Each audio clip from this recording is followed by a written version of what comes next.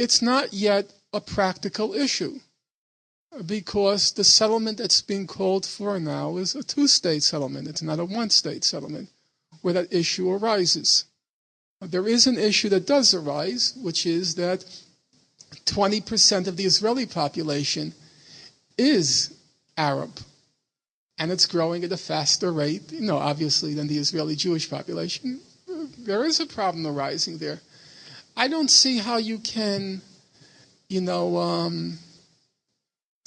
accept these basic principles in one place and not another. You're going to have to learn to live with these people, just like American people in the South had to learn to live with black people, and they had to learn to live with black people in South Africa. I don't see another. I can't see another position which is justifiable.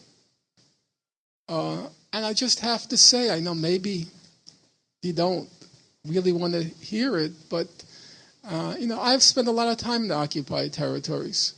I've lived in the heartbed of the Muslim occupied territories, not Gaza, but I lived in Hebron. And I lived in Fawar camp. I don't see any problem with living with Palestinian Arabs. I liked it there.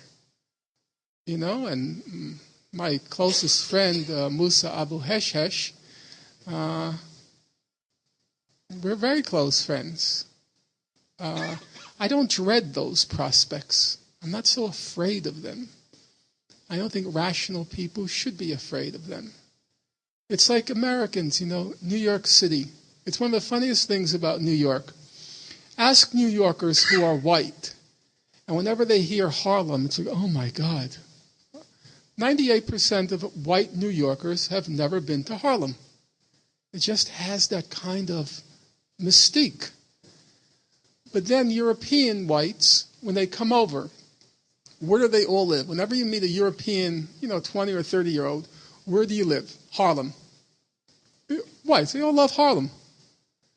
As a New Yorker, you develop this kind of, psychosis and paranoia about it.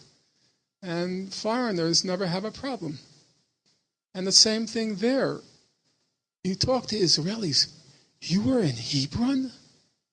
Or I remember during the first Intifada, you were in Arab Jerusalem? It's like, you were on Mars. And whereas if you were Jewish and you were reasonable, there was never any problem at all.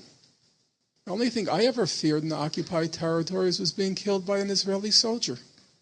And I mean that seriously. Now that filled me with dread. But that was a rational fear. They're crazy. Thank you for being here. You are a courageous man, and I just wanted to ask, based on 60 years' experience with the State of Israel, and for many of the reasons that you've pointed out tonight, why should we have faith that Israel wants peace? Why should we think that Israel will settle on two countries side by side? Can you give us any kind of hope? We shouldn't. But why should we think America wants peace? Why should we think that the Americans are willing to tolerate, principles of equality and justice around the world? They behave exactly as everyone knows they behave. They behave like complete gangsters, murderers, and thugs. But that doesn't mean we then say the United States shouldn't exist. We work within the framework of our society to make it as just as we're able to make it just. And I don't see any reason whatsoever to start, inventing new standards for Israel. I mean, we have to be honest and a little bit, I guess, humble about it. Okay, I'm the first one to admit Israel's committed massive atrocities against the Palestinians. But the numbers show about 650,000 to 1,300,000 Iraqis have been killed in the last 5 years. Whatever you want to say about Israel, it doesn't even remotely compare. So let's not all of a sudden talk about what Israel is willing to do. As Americans, we should be a little bit humble about what our government is willing to do. I mean, each moment we have to tremble what country they're going to blow up next, attack next, invade next, on the stupidest pretext, send missiles over. You know, Mr.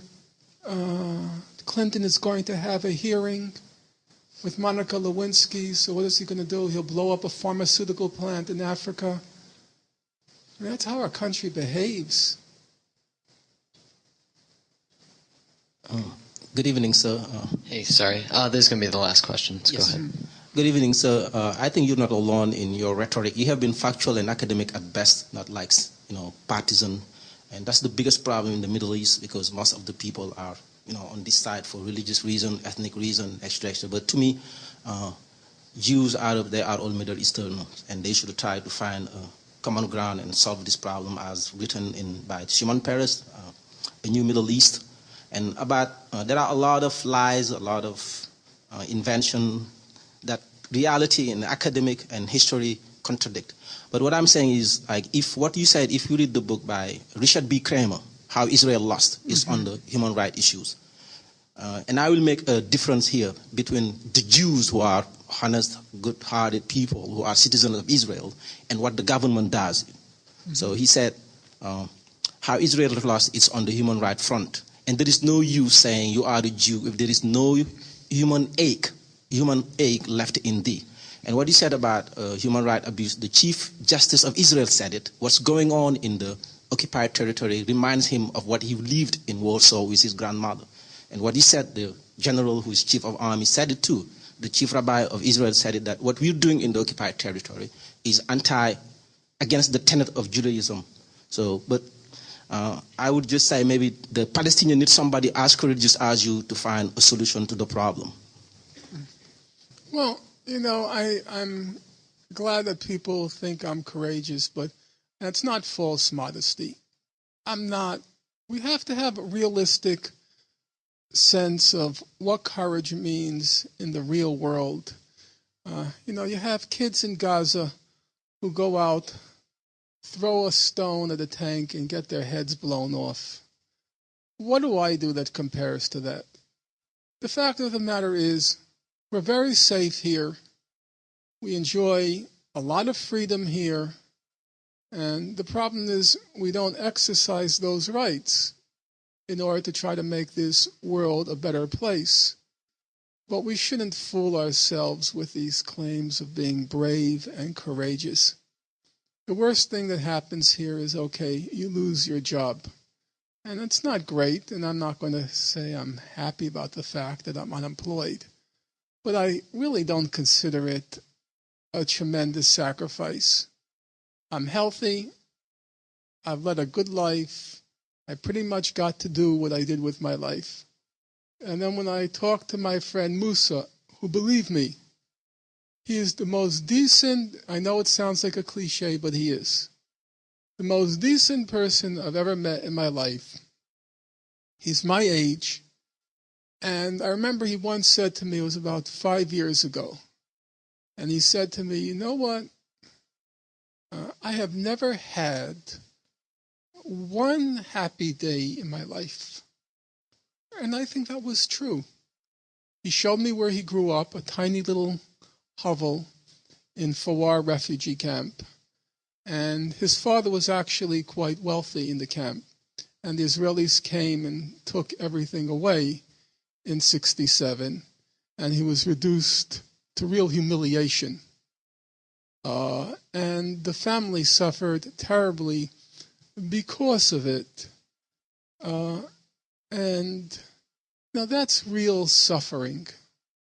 I see it. I see how people's lives have been destroyed. And for those of you who are college age, 20 years old, imagine your whole life from zero till today, all the events that happened, the birthdays, the dates, the parties, the diplomas, and everything. And double it, 40 years. That's the occupation they've lived under. It's just horrible. And so instead of celebrating my courage, alleged courage, I think what we really should do is recognize how good we've had it, and how in fundamental respects we're failing people who desperately need our support, and who I think if we did what we should be doing, actually there's a good chance that we can succeed in bringing some happiness to suffering people in the world. Thank you.